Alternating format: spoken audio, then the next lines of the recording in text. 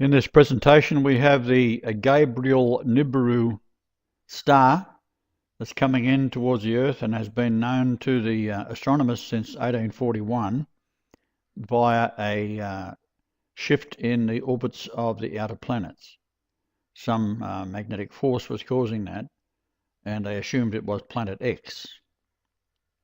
We find, however, that the position that Gabriel Nibiru is going to take up is identified by the other 9 planets, and we see an attempt to remove that from the knowledge of the Earth when the astronomers removed Pluto as being a star, reducing it from 9 to 8, and now we've got Nibiru coming in. We'll bring it back up to 9, but Pluto, of course, is still there, which is 10 in total. So we see why, once we go through the slide, they did that. Blatantly obvious.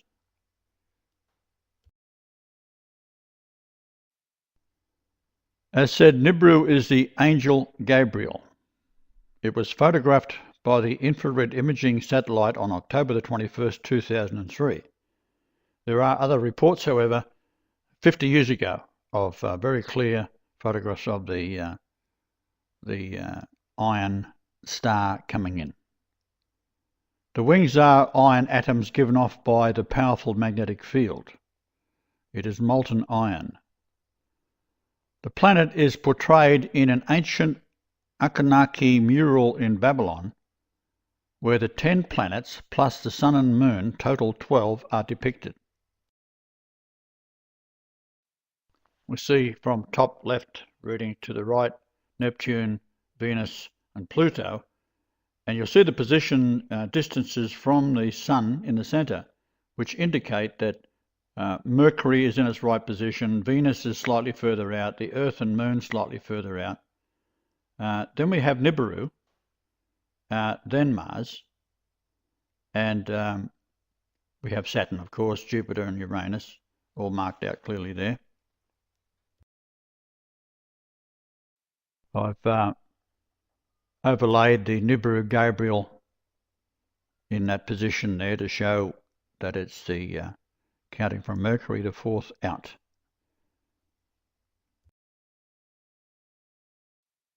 Here's the actual photograph taken on the 21st of October 2003.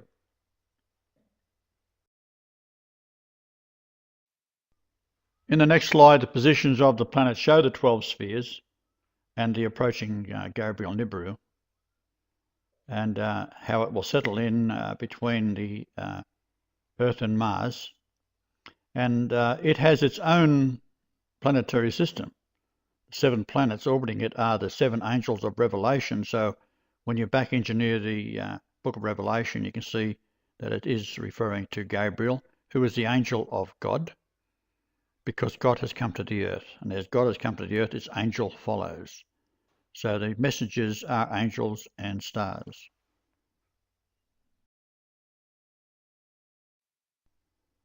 As said, Nibiru is the angel Gabriel. It was photographed by the infrared imaging satellite on October the 21st, 2003. There are other reports, however, 50 years ago of very clear photographs of the iron star coming in. The wings are iron atoms given off by the powerful magnetic field. It is molten iron. The planet is portrayed in an ancient Annunaki mural in Babylon, where the 10 planets plus the Sun and Moon, total 12, are depicted.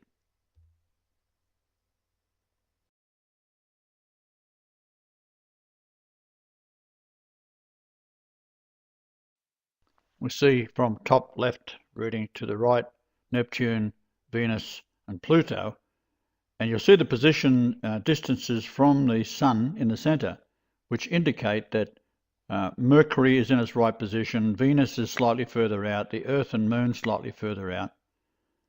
Then we have Nibiru, then Mars, and we have Saturn, of course, Jupiter and Uranus, all marked out clearly there. Now, This is the principal reason why NASA built the Space Hubble, which immediately confirmed or rediscovered Planet X. Its space images so detailed, the race was on to build underground bunkers where the elite would go into hiding, leaving the rest of mankind to be burned alive by Nibiru. And I should add that they are also trying to ignite the surface of the Earth with an air bomb by releasing either a nuclear blast or bringing some asteroid in to hit the Earth to set off all the gas fracking that's been done in the United States and Australia, which would totally annihilate the Earth. There's also talk that they're trying to set off a nuclear bomb. And of course, when we look at the attempt that they made to give rockets armed with nuclear warheads to Iran, and they refused to take them, the idea was that they wanted to start a war with Israel, and the people in Israel, that don't matter at all to the ruling elite. They are not Jews anyhow, they just think they are. And the idea was to sacrifice them all anyhow. This is the idea of also of the double cross, the hands being crossed in the skull and bones tradition, and can be seen on the British flags when the ships sail back into port. They fly the skull and bones. So the crossed arms means double cross. You can double cross anybody and anything. So therefore, the Jews who think they are doing it for their God, Lucifer, will be double crossed anyhow, as will those above them, which are the Zionists that think that they can escape the coming judgment of God by going underground, yet they will be locked underground and burnt alive because Satan wants every human being dead, irregardless of what they believe in and whether they think it is God or not. It wants to get rid of all of the creation of Yahweh.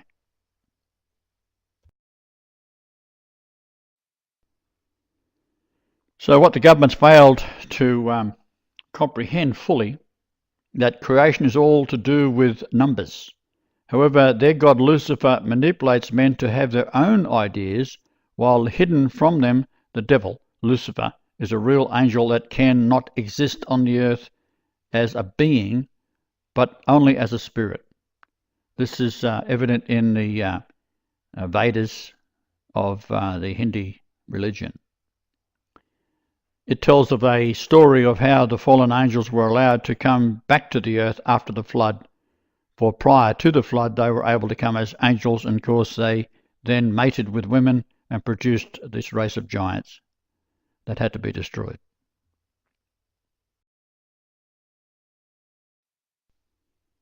So the angels were placed on the earth in human form as helps for mankind to educate man to realize man was created in the image of God, Asherah, Yahweh.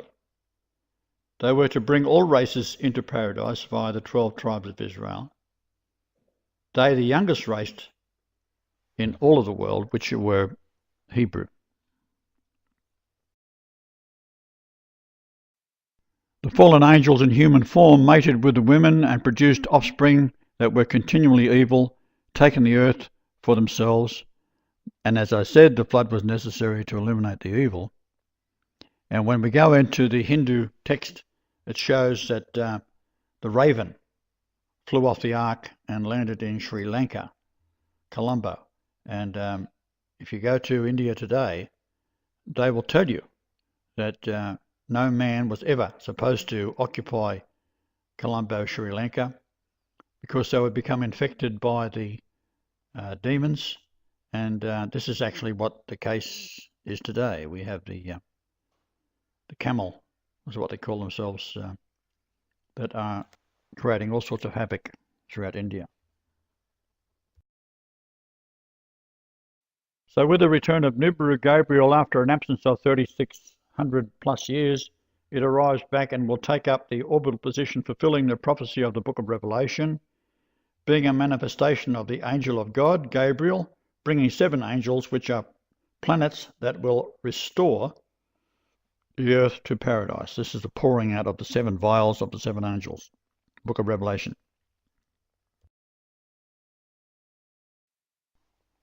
All things are prophecy or prophetic, proven by the numbers of creation. The planets are drawn northward towards the Milky Way galaxy equatorial line at 69,000 kilometers per hour. This causes the planets to orbit and rotate on their axes. Now, Nibiru Gabriel with its 7 planets is a molten iron, highly magnetic miniature sun. So it will have to fall into a position where it will remain influencing the Earth, because this is where creation is, where all life is. And these are related to the planets via their position in an angular degree from the sun itself. So we are trailing behind the sun. Ancient legends tell of flying people who arrived amidst fire and thundering noise. If ancient astronauts did land here, what effect would they have had upon early Earthmen? Perhaps they were worshipped, feared, loved. Perhaps they brought gifts, a new world of knowledge. If we accept the premise that beings from another civilization visited here ages ago, then some of the mysteries of our past take on a new and startling light. The world is a storehouse, an archive of unexplained phenomena. Gigantic creations, in effigy of what? To appease or acclaim whom? Early stone carvers left silent records for their descendants. Folk legend surrounds their origin. Strange stories of gods who appeared riding across the skies in flaming chariots of light. Whole civilizations were structured around these gods. Civilizations which at one time flourished and then mysteriously disappeared. Only stone relics survived to give mute testimony to their time. Their true history has been the cause of much scientific inquiry and romantic speculation. Teotihuacan lies on a broad, flat plain curtained by mountains in central Mexico. It was once the center of the highly advanced Aztec Empire. When the Spaniards arrived in the early 16th century, they found an established society of artisans and intellectuals. The name Teotihuacan means where the gods reside, and the city of the gods is dominated by the Pyramid of the Sun. It is 216 feet high and forms a small mountain weighing 2.5 million tons. Archaeology seeks answers to questions about man's past by digging through what he has left behind. Here they uncovered a chain of riddles which stretches across the expanse of modern Mexico. A mile to the south is the Temple of Quetzalcoatl.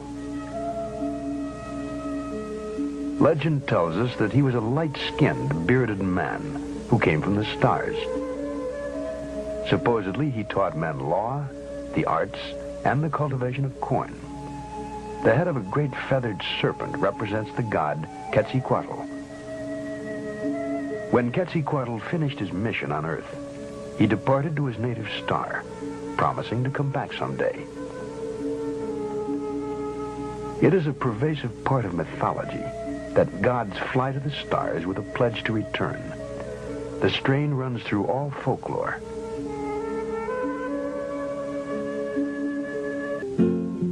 Outstanding astronomers, Mayans calendared the year by constructing a central pyramid with 365 steps.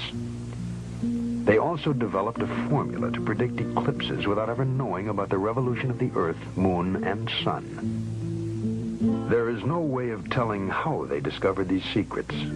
Some ancient astronaut may have told them of the solar system in which they lived. A stone relief portrays a god in a helmet with projections resembling antennae. The Mayans named their patron Kukulkan. In every 6,000 years, the Mayan calendar is off by only one day. Such was the gift of Kukulkan.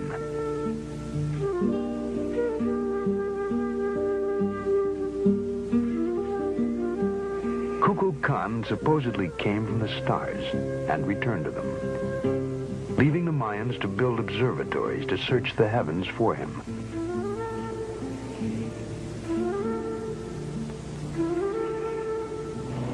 Perhaps with our modern observatories and telescopes, we are still searching for Kukulkan and Quetzalcoatl, who deserted to ancient skies. Guarding the headwaters of the Amazon River are the ruins of Machu Picchu, an outpost of Peruvian Inca society. There is a curious folk legend surrounding the origin of this fortress. It is said to have been built by a divine race of light-skinned, auburn-haired descendants of the god Viracochas, who arrived in a flaming chariot. Nothing remains of these supposed people, but the legend goes on to say that they abandoned their citadel and returned to the skies. They left only the ruins of their mountaintop city for us to wonder at. As long as 6,000 years ago, another remarkable civilization evolved. Its people were the Sumerians, who had an extraordinarily advanced culture. Their list of first just almost sounds like a whole list of our whole society. They had the first bicameral Congress, they had the first writing, they had the first school systems, and, you know, you just go on and on and on. So you have to ask, well, where did all this come from? And I think that you need to turn to the ancient Sumerians themselves and listen very carefully to what they have to say, because what they have to say, not just in one place, but over and over and over again, is that they were taught civilization by these beings that came from the heavens to the earth. The Sumerians wrote down their history on clay tablets like these, which lay ignored in a Berlin museum for half a century. This Sumerian cylinder seal from a Berlin museum is astonishing for several reasons. First, it depicts our solar system with the sun at the center and the planets arrayed around it, a fact not known to European science till around 300 years ago. And amazingly, there's another planet, which the Sumerians called Nibiru, and believed that it was from where the Anunnaki, or celestial giants, came from. The surviving historical records of the Sumerians reveal the story of an intruder planet, Nibiru, which appeared out of deep space, returning to Earth's neighborhood once each 3,600 years.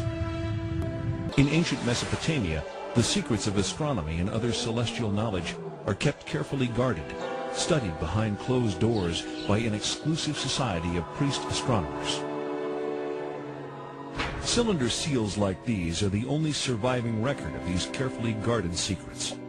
This clay tablet carries the print of a cylinder seal about 4,500 years old. It depicts the god Enlil granting the plow to humankind, ushering in the age of modern agriculture. In our ancient past, there were advanced beings referred to as the Anunnaki, translated, those who from heaven to earth came.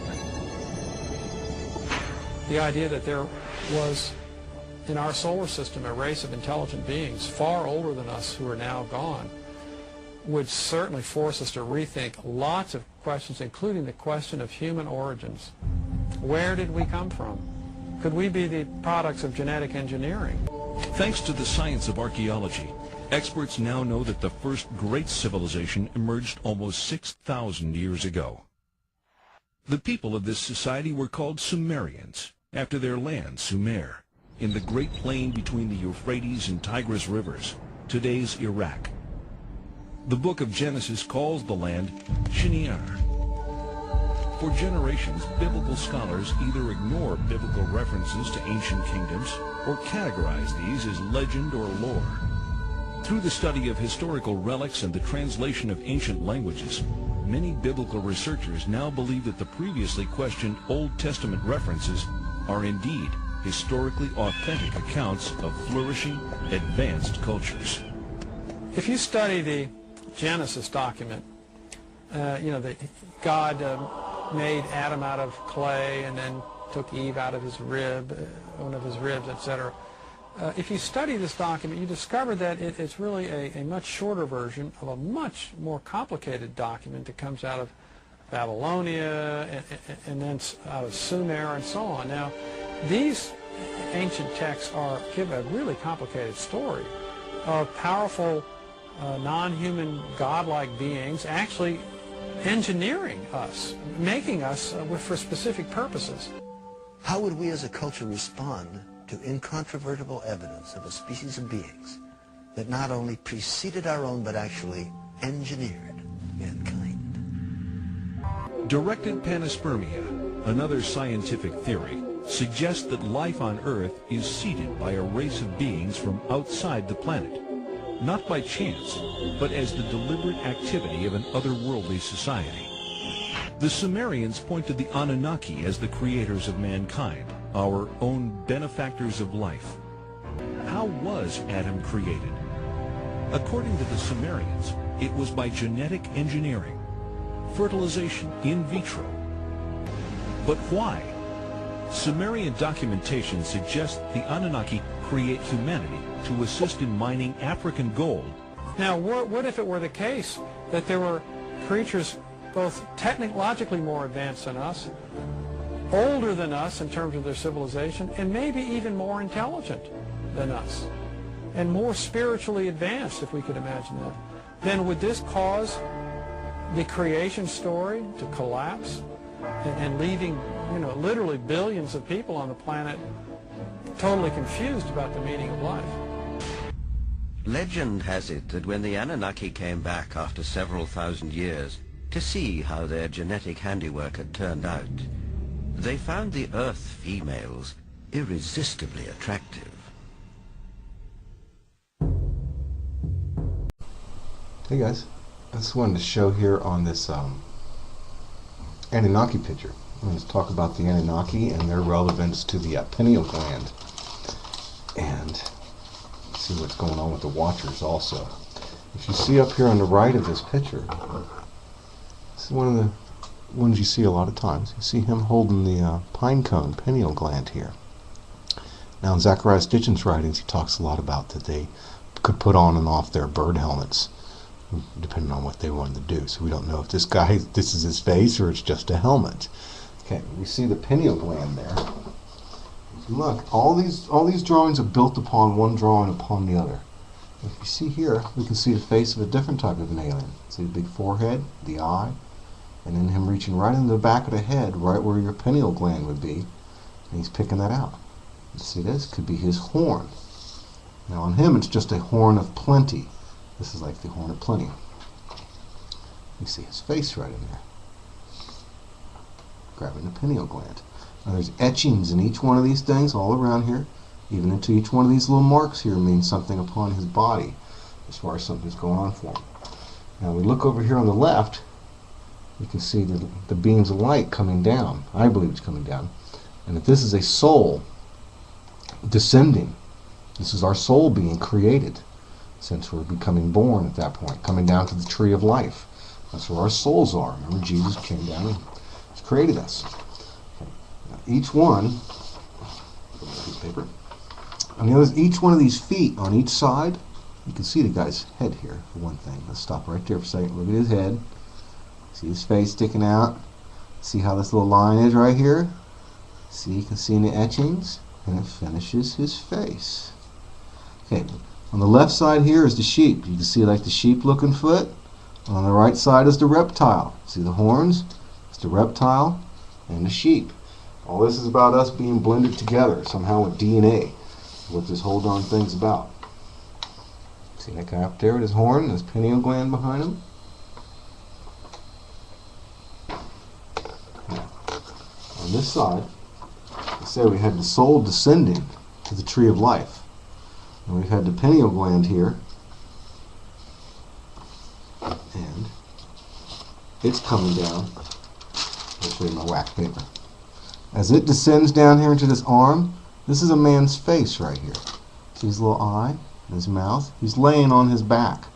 There's some old lore about Nimrod saying, hey, don't even go near those Sumerian priests and their knives. He was even scared of them, saying they could take your soul. See the knives here? As the soul descends, or as the man descends in there, they're killing it. Okay? They're killing the soul. This is the DNA pouch. In the show The Ancient Aliens, they try to say that this is his spacesuit stuff. This is actually DNA coming from the fallen angel through the horn of plenty. DNA going into the pouch, mixing. All of this is mixing together, and with the man. It's all of us being mixed together all the way through. And you can see the guy's head. See the little fallen angel's head right here? Look at the other picture. It's a little bit easier to see when it's like that. See the bulbous head here? Mixing with this man through these two spouts. You see his face right in there? That's his face. The two mixing together. The fallen angel, the watcher, or whatever, each one. One thing over here, you can even see more. You can see demon faces over here, of course. Now over here inside this bucket, after it's all said and done, he has the soul of a man. See the soul of a man inside the bucket? He's ready to take the soul of the man. From here, it's descended on down, and now he's stolen the soul of man. So he's messed with God's creation like that. He's ended up making it become an abomination. And he's created a pretty messed up dude. And right here, you can see on the Sumerian drawings here, the tree of life, obviously. And here, this man with the phallic symbol. See him interjecting his seed into the tree of life? All of these are DNA strands. These little foils all along here. See how he's putting a pine cone in his head? Right out here, he's waiting on the bucket. Now the finished product, after all the DNA transitions and everything ends up, and this is the finished one. Comes out, it pops out right here into this bucket, and it's the tree of the Ankh symbol, their symbol of life. That's you, that's your soul. After it's all said and done, they basically create your soul into a biscuit so that they can probably eat it or something, or get, who knows, just freaking crazy, these darn things. Okay, thanks a lot, and I say the pictures don't lie, so you can look into all those yourself. We see each thing going on here with it squirting out right over here, right into the little bucket. We know they're doing some pretty darn crazy stuff. Okay, thanks a lot, everybody, and remember, just go look at that stuff. Check it all out. Thank you. Talk to you later. Bye. To the ancient humans on Earth, it resembled a sort of tree, since it consists of an interwoven lattice of electronic field generators and receivers. The electronic field detects the presence of ISBs, whether the ISB is occupying a body or if they are outside a body. A portable version of this detection device was carried by each of the members of the Domain Search Party. Stone carvings in Sumeria showed winged beings using pine cone-shaped instruments to scan the bodies of human beings. They are also shown carrying the power unit for the scanner, which are depicted as stylized baskets or water buckets being carried by eagle-headed winged beings. Members of the aerial unit of the Domain Search Party, led by Ahura Mazda, were often called winged gods in human interpretations. Throughout the Persian civilization there are a great many stone relief carving that depict winged spacecraft that they called a Faravahar. Members of the aquatic unit of the Domain Search Party were called Ons by local humans. Stone carvings of the so-called Ons are shown wearing silver diving suits. They lived in the sea and appeared to the human population to be men dressed to look like fish. Some members of the Lost Battalion were found in the oceans inhabiting the bodies of dolphins or whales. On land, the Domain Search Party members were referred to as Anunnaki by the Sumerians and Nephilim in the Bible. Of course, their true mission and activities were never disclosed to Homo sapiens. Their activities have been purposely disguised. Therefore, the human stories and legends about the Anunnaki and the other members of the Domain Search Party have not been understood and were badly misinterpreted. In the absence of complete and accurate data, anyone observing a phenomenon will assume or hypothesize explanations in an attempt to make sense of the data. Therefore, although mythology and history may be based on factual events, they are likewise full of misunderstood and misinterpreted evaluations of the data and embellished with assumptions, theories, and hypotheses which are false. The space unit of the Domain Expeditionary Force are shown flying in a winged disk.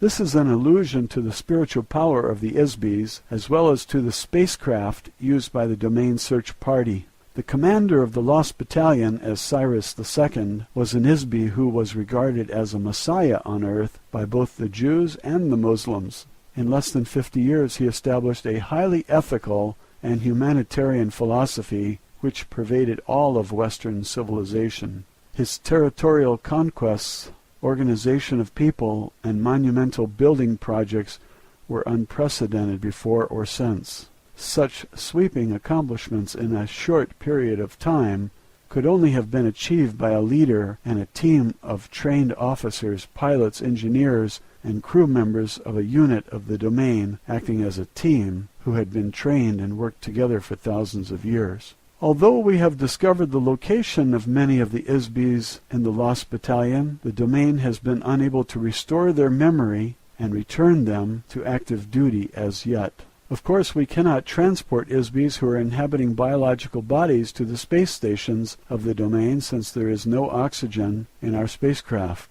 Also, we do not maintain life support facilities for biological entities there. Our only hope has been to locate and rekindle the awareness, memory, and identity of the Isbis of the Lost Battalion. One day they will be capable of rejoining us. 200 BCE. The last remnant of the old empire, pyramid civilization, is at Teotihuacan. The Aztec name means place of the gods, or where the men were transformed into gods. Like the astronomical configuration of the Giza pyramids in Egypt, the entire complex is a precise scale model of the solar system that accurately reflects the orbital distances of the inner planets, the asteroid belt, Jupiter, Saturn, Uranus, Neptune, and Pluto. Since the planet Uranus had only been discovered with the modern Earth telescopes in 1787, and Pluto not until 1930, it is apparent that the builders had information from other sources. A common element of the pyramid civilizations around the Earth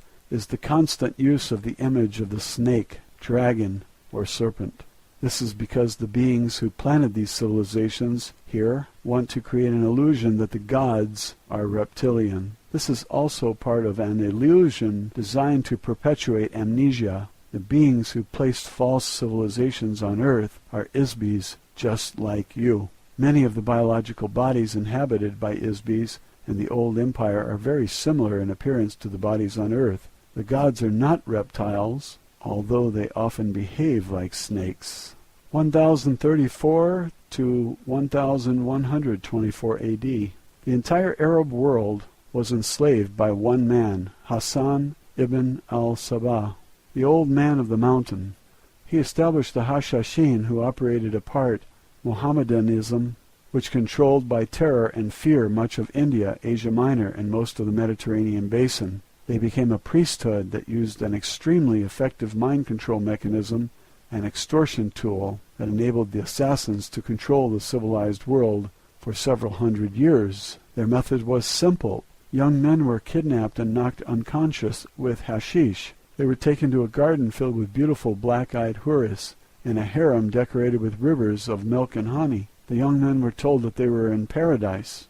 They were promised they could return and live there forever if they sacrificed themselves as an assassin of whomever they were commanded to kill. The men were knocked out again and shoved out of the world to carry out the assassination mission. Meanwhile, the old man of the mountain sent a messenger to the caliph, or whatever wealthy ruler from whom they demanded a payment, demanding camelloads of gold, spices, incense, or other valuables. If payment did not arrive on time, the assassin would be sent to kill the offending party. There was virtually no defense against the unknown assailant, who wanted nothing more than to carry out his mission, be killed, and return to heaven.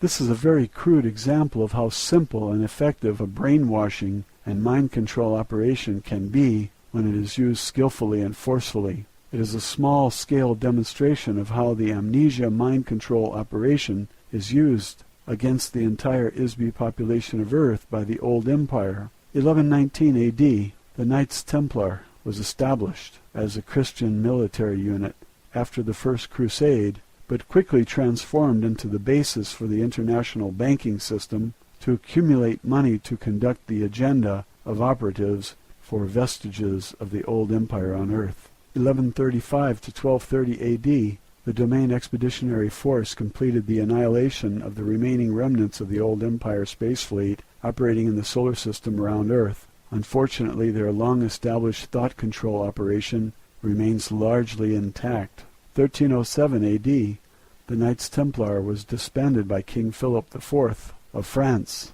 who was deeply in debt to the order. He pressured Pope Clement V to condemn the order's members, have them arrested, tortured them into giving false confessions, and burn them at the stake in an effort to erase his debt by seizing all of their wealth.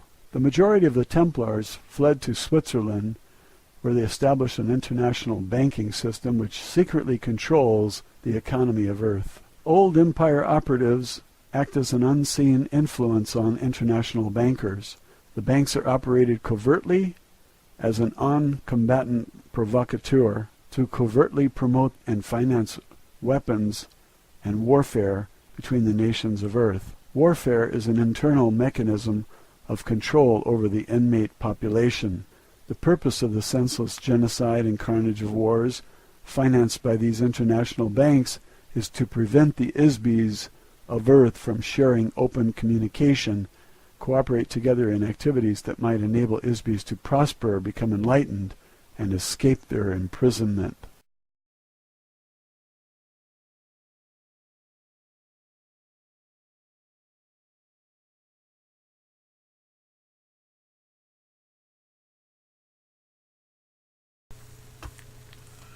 Over our recent years in history, we've had a lot of people come out with things in order to make money on books and things like this that clearly have not done the research, or if they have done the research, they have intentionally misled the public in order to either, one, serve the agenda of some higher power that wants to push whatever it is that they're selling for some reason, or two, they've done it to, because people generally like drama. They like drama, and there may be some reason why they are pushing these particular issues.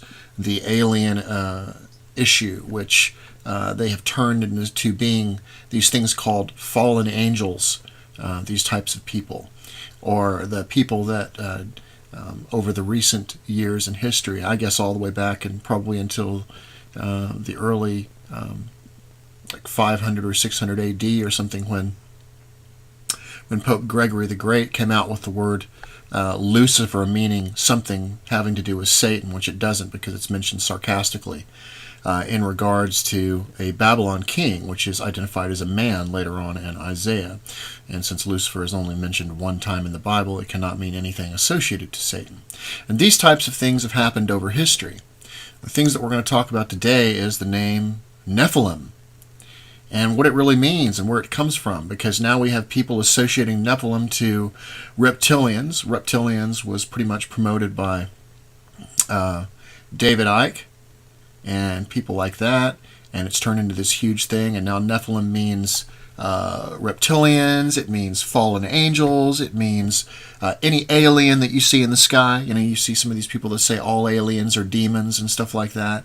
These are the crazies that are out there that don't want to spend any time doing any research at all, but they want to make up these fabulous stories because they promote drama, and people just like drama. So we're going to talk about the word Nephilim today, but before we begin, we're going to take a look at this right here, which is called Strong's Concordance. And it's very important because what it does is it goes into the Bible and tells you what particular words mean. So if you use the King James Bible, for instance, as you go through the Bible, you can actually take a look at the meanings of the particular words that are used, because they are derived from Hebrew words. When we take a look in the Old Testament, for example, they're derived from Hebrew words. So here it is. So Strong's Exhaustive Concordance of the Bible, generally known as Strong's Concordance, is a concordance of the King James Bible that was constructed under the direction of Dr. James Strong in 1822 to 1894, and first published in 1890. Dr. Strong was professor of exegetical theology at Drew Theological Seminary at the time. It is an exhaustive cross-reference of every word in the King James Bible back to the word in the original text. Unlike other Bible reference books, the purpose of Strong's Concordance is not to provide content or commentary about the Bible, but to provide an index to the Bible. This allows readers to find words where they appear in the Bible. This index allows the student of the Bible to re-find a phrase or passage previously studied. It also lets the reader directly compare how the same word may be used elsewhere in the Bible. In this way, Strong's Notes provides an independent check against translations and offers the opportunity for greater and more technically accurate understanding of text. Strong's Concordance includes the Hebrew root words, and this is for the Old Testament. And it's important to understand that the Old Testament does not belong to the Catholic Church. They took over the Old Testament and they put it in their Bible. But the Old Testament belongs to the Hebrew a long time ago. And so when we take a look at the words and the definitions in the Old Testament, it has nothing to do with what the Catholic Church or the modern church believes. It has to do with what they believed when they wrote the Old Testament a long time ago. And these certain words that are used in there are derived from certain Hebrew words. James Strong did not construct Strong's Concordance by himself. It was constructed with the effort of time of more than 100 colleagues. It has become the most widely used concordance for the King James Bible. So there you go. So when we take a look, for example, in the Bible, we're going to be taking a look at the word Nephilim. For those of you who believe that you should only be reading the King James Bible, well, then you have nothing to worry about, because the word Nephilim is never in the King James Bible. In fact, the word Nephilim is substituted for giants. If you take a look here, we see the word Nephilim in the New International Version. And it says in those days, and for some time after, giant Nephilites. Okay. And then it says the Nephilim were on the earth in those days, on the English Standard Version. We see in the New American Standard Bible, the Nephilim were on the earth in those days. And in the King James Bible, we see there were giants in the earth in those days. So the word Nephilim and giants are used interchangeably here. The Nephilim were on the earth in both those days, and Nephilim were on the earth, so in King James Bible, specifically, folks, there is no mention of Nephilim. So then we have to understand, what does the word giants mean in the King James Bible? Now, in order to find the word Nephilim, and I'm using the eSword Bible application here. It's got all of the books of the Bible here. And you'll notice here up at the top, I've got Old Testament where it's being searched. We're going to search for Nephilim in the whole Bible here. And we'll find that when doing a search, it's only in two places. Those two places are both in the Old Testament. So let's take a look here at Genesis 6:4.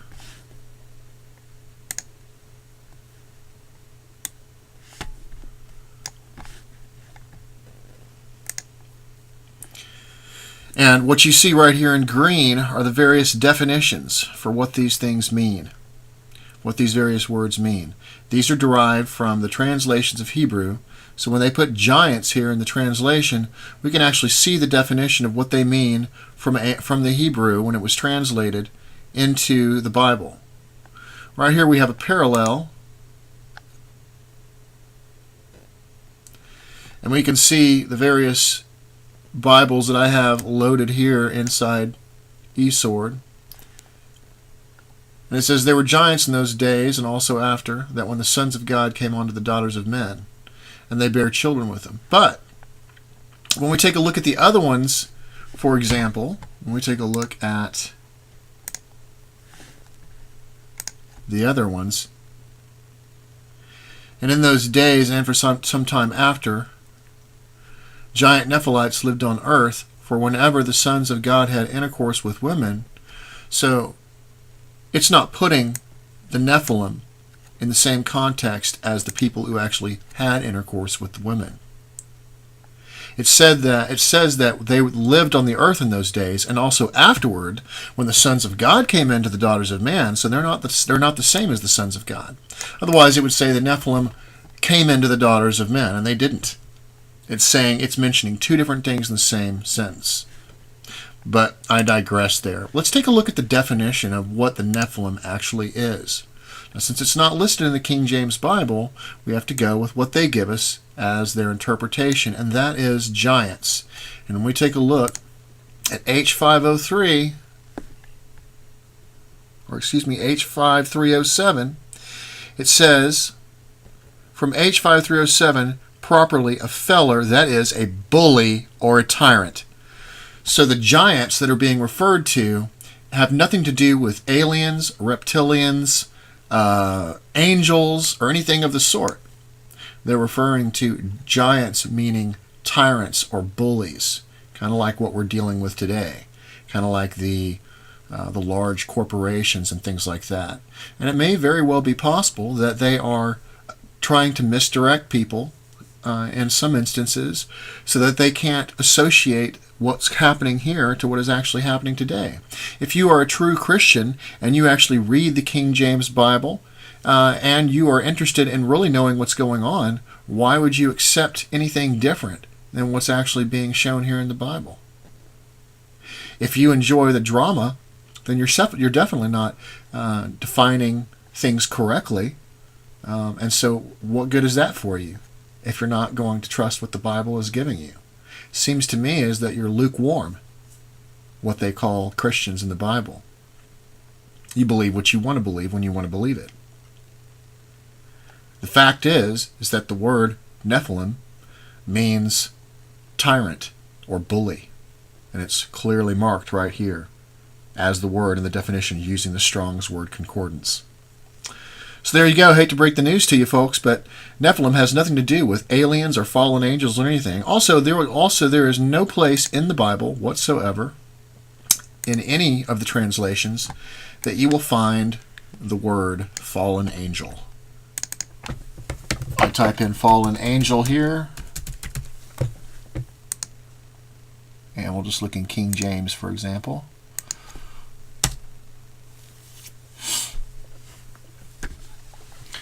We have in Revelation 14:8, and there followed another angel saying, Babylon is fallen. That's the only place in the whole Bible we have fallen angel, in the King James Bible. So all these are made-up terms. The fact that Nephilim are aliens or reptilians or alien greys. And by the way, if they were alien greys are smaller than the average person, so they can't be giants anyway. So even if you want to objectify it into some kind of materialistic type of thing and try to turn them into something that they're not, it still doesn't make sense because it's not logical. Well, as far as the book of Enoch goes, there's no place in the book of Enoch that it mentions Nephilim. It mentions watchers, but that, just like Lucifer, you can't just all of a sudden take that and associate it to something in the book of Enoch either. So all of this is made up crap, folks. And if you are a real and true Christian, you would follow what's in the Bible and follow the definitions in the Bible and not follow the hype. You guys take care. I'll talk to you soon.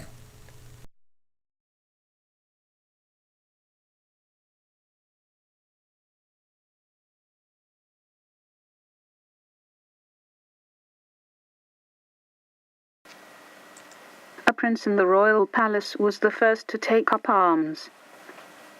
By words of promise, the other princes he agitated. Alalu was his name. Let Lana be the king no more, he shouted. Let decision supplant hesitation. Come, let us unnerve the king in his dwelling. Let him the throne abandon. The princes to his words gave heed. The gate of the palace they rushed. To the throne room, its entrance restricted. Like on rushing waters they went. To the tower of the palace the king escaped. Alalu was him pursuing. In the tower there was a struggle. Lama fell down to his death. Lama is no more, Alalu shouted. The king is no more, with glee he announced. To the throne room Alalu rushed, on the throne he himself seated. Without right or counsel, a king he himself pronounced. In the land unity was lost, some by the death of Lama rejoiced, others by Alalu's deed was saddened. Now this is the account of the kingship of Alalu, and of the going to earth. In the land unity was lost, about the kingship many were aggrieved. In the palace princes were agitated, in the council, councillors were distraught. From father to son, succession from and on the throne continued. Even Lama, the eighth, by adoption a son was proclaimed. Who was Alalu? Was he a legal heir? Was he firstborn? By what right did he usurp? Was he not a king's slayer? Before the seven who judge Alalu were summoned, his fate to consider. Before the seven who judge, Alalu spread his pleas. Though neither legal heir nor a son firstborn, of royal seed indeed he was. Of Vanshagala might ascended, before the judges he claimed. By a concubine, my ancestor was to him born, Alam was his name. By the count of Shars, Alam was the firstborn, the throne to him belonged. By conniving, the queen his rights put aside. A law of the seed from naught she created, for her son the kingship obtained. A land of kingship she deprived, to her son instead it was granted. By descent of lands generations am I continued, the seed of Vanshagal is within me. The seven who judged to Alalu's words gave heed. To the council of councillors they passed the matter, truth or falsehood to ascertain. The royal annals from the House of Records were brought forth, with much care they were read. And to the first royal couple were 3 sons and no daughters to them were born. The firstborn was Anki, he died on the throne, he had no offspring. The middle son in his stead the throne ascended, Anub was his name. And Shagal was his firstborn, the throne he ascended. After him on the throne kingship by the firstborn did not continue. The law of succession by the law of the seed was supplanted. A concubine's son was the firstborn, by the law of the seed of kingship he was deprived. The kingship instead to Kishagal's son was granted, her being a half-sister of the king was the reason. Of the concubine's son, the firstborn, the annals made no record. Of him I am descended, Alalu to the councillors cried out. Is Chatty Dad 1 here coming at you? Well, NASA and JPL has given FEMA and DHS a wonderful little tool. And it's all to find victims in an earthquake situation. It's called Finder. And it can detect a human heartbeat. It can differentiate between an animal or human or something else. This is the little box here. There's a man over here with a control pad. And it'll find you. Okay? There is no hiding anymore from these guys. You can find this guy down in this hole under this concrete. They participated, and you know, it's help from satellites above too. They participated in the shake-up event. They used it in the tornado situation. You know, and they are going to find you if you have a heartbeat. Like I say, there was hope with the FLIR camera, which detects heat. There was hope there with the Mylar. You could protect yourself with Mylar, and it could not see through it. And this, I don't know what we can do about this. Here's an article from Homeland Security. Detecting heartbeats in rubble. DHS and NASA team up to save victims of disasters. This is a little tool that they can use for several different things. It'll detect people, not just survivors of earthquakes, but people that they're after too. Anything that's made for good can be used for evil. Remember that. And it will be. Like I say, there is no hiding. If you can't hide in this rubble somewhere and camouflage yourself, there is no camouflage against this technology. Maybe there is. You know, maybe we could possibly put some kind of a device on that will mask our heartbeat, maybe phase it out or something. There's got to be something that people can do to protect themselves against this. Here's some images, some more images from Google Images for this finder from JPL. And you can see radar-based technology can locate individuals. There's a better shot of this little pad that they can detect you and the direction that you are at. Here's a guy in the military with a little device, okay? So it's being used for defense industries as well. Make no mistake. This is right here. I don't know if you can read it, but it's, JPL scientists participate in shakeout event. JPL NASA investigates. They are checking things out. They can detect you. Like I say, there is no more running from these things. This is the article on the shakeout.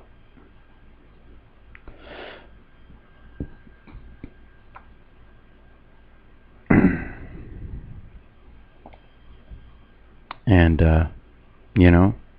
what a time we live in. I mean, this is great for finding victims of earthquakes and tornadoes and hurricanes. That's excellent that they can help people out and find people and do this. But as you see, they've already got it in the defense, in the military usage. And that they're gonna. And they spent billions of dollars with this thing. They're going to use it for defense, absolutely. So, I don't know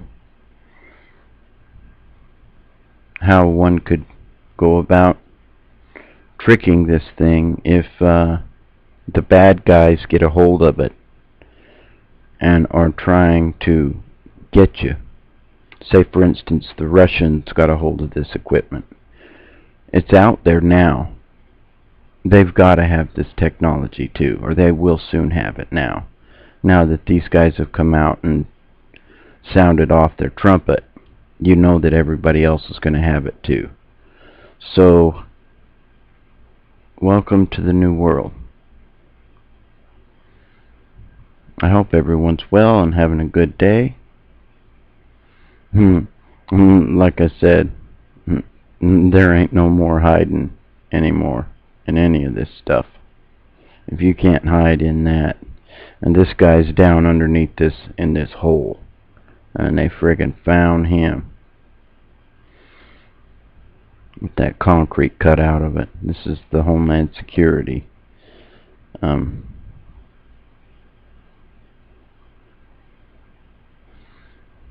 article about it. Some more pictures from FEMA. See, there's the guy down in that hole.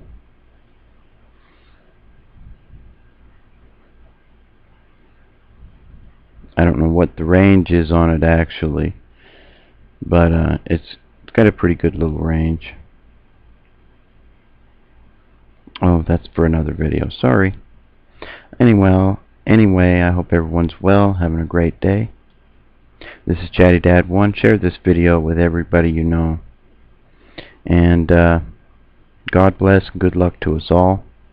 Never give up your guns unless that's your plan, or your rights will go right along with them. And like I say, there may not be any hiding anymore from any bad guy. Now who knows who will get this technology. This is Chatty Dad 1. Over and out. Something I like to cover here. As you can see here, Any sufficiently advanced technology is indistinguishable from magic.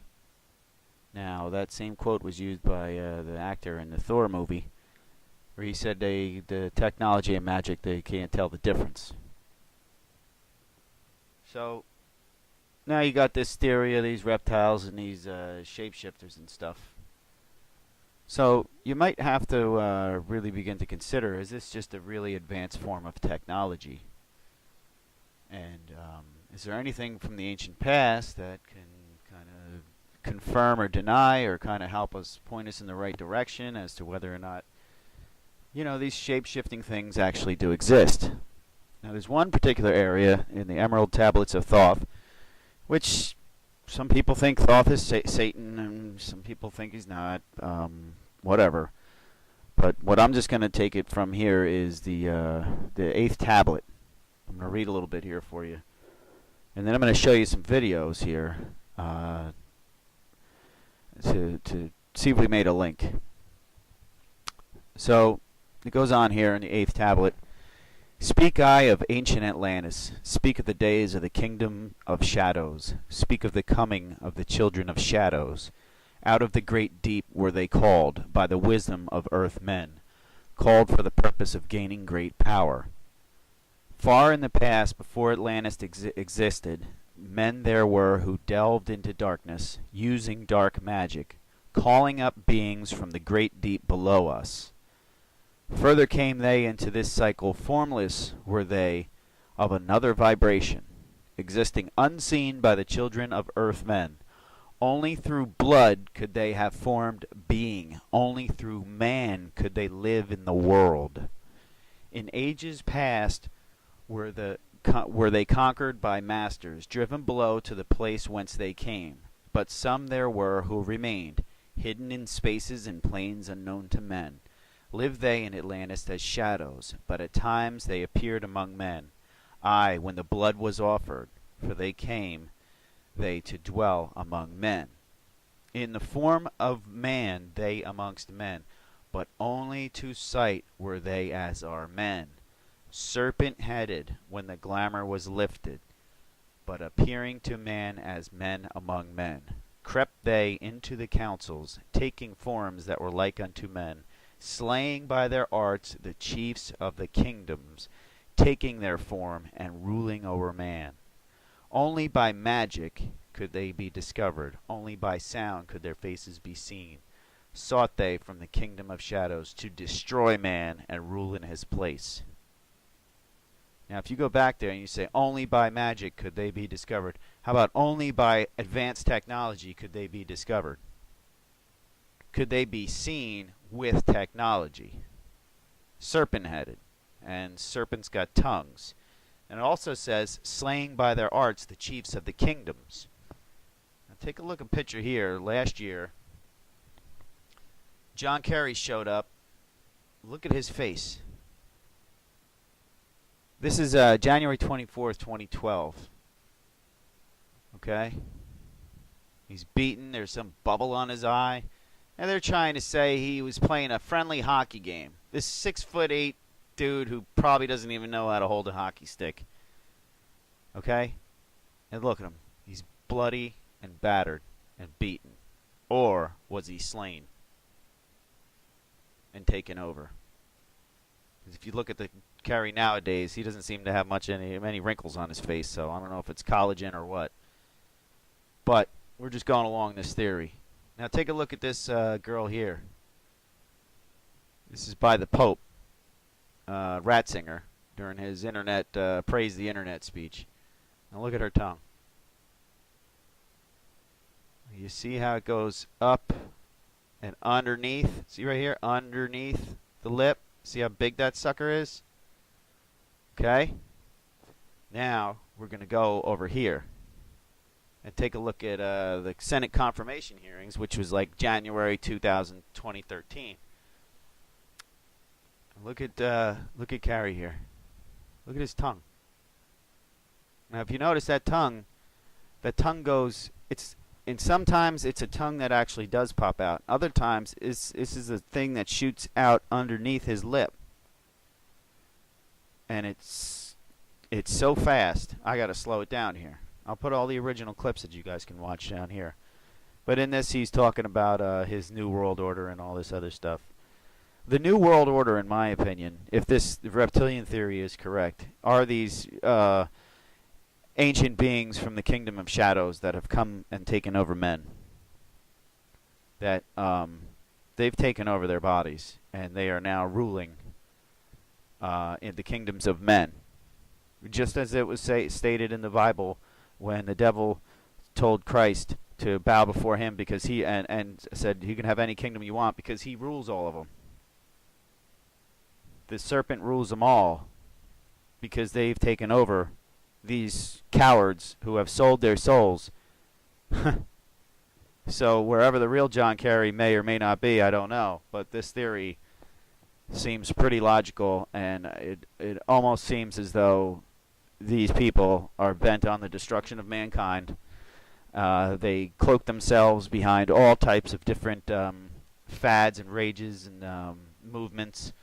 Right now they're cloaking themselves behind the civil rights movement, the gay movement, so they're hiding behind the gays and the blacks and the Jews. They like to hide behind the Jews. They always have a victim mentality, and they lie their ass off. And when they're confronted with the lie, they get angry very fast. They won't have a logical conversation with anybody because it doesn't process in their reptilian brain.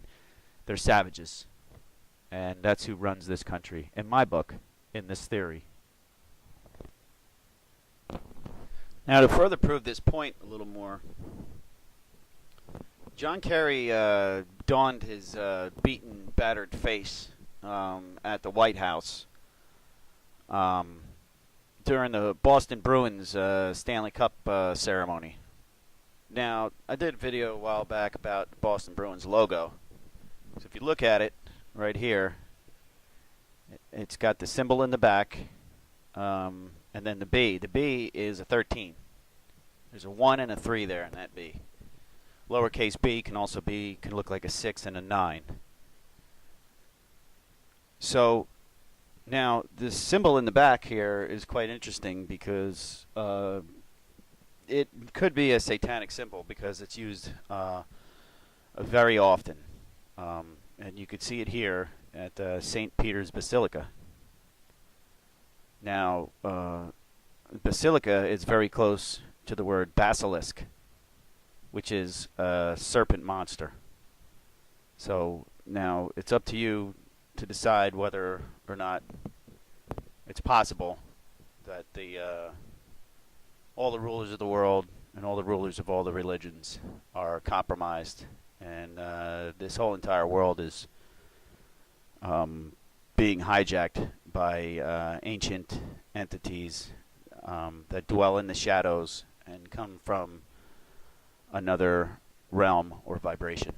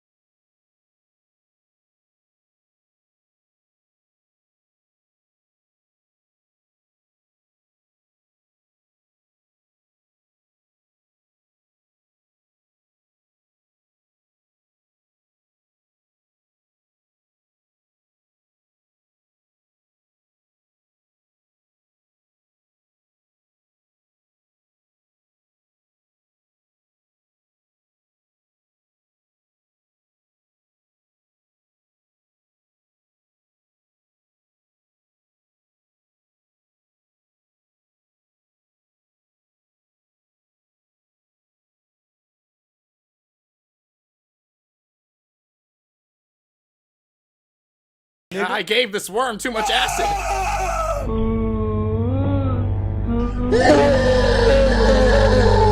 Yo, how high are you right now?